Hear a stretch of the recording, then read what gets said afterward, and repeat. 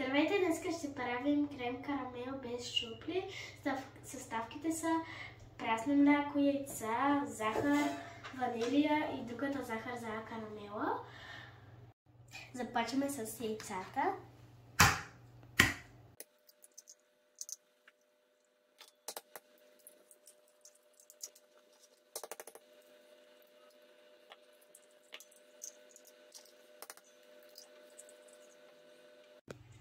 Ето ги яйцата, сега слагаме захарта.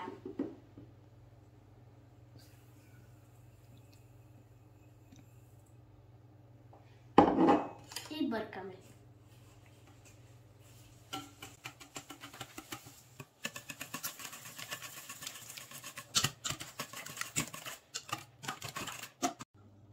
Готови са яйцата, разбъркахме ги. Сега трябва да дам на мама млякото, защото трябва да бъде леко топло.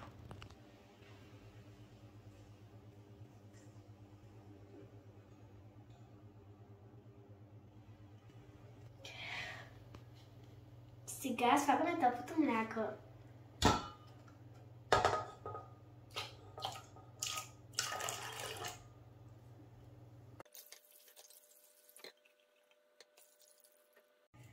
Сега бъркаме. Слагаме ванилията.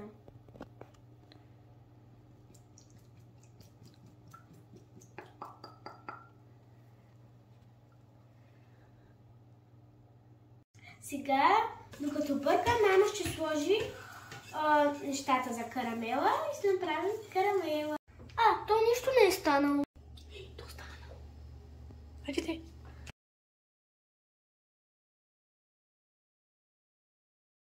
Мама ще ми помогне за карамела, защото аз не мога сама.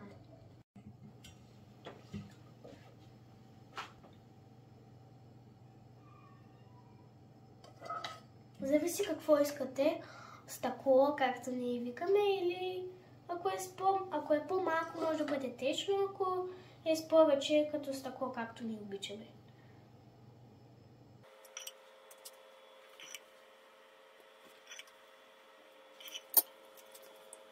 Сега ще слагаме кремът.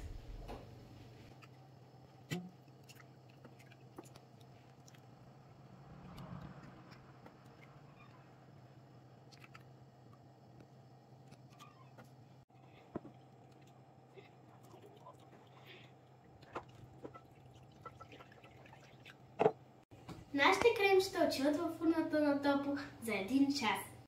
Ето ги нашите крем карамелчета. Бориса, ти искаш ли?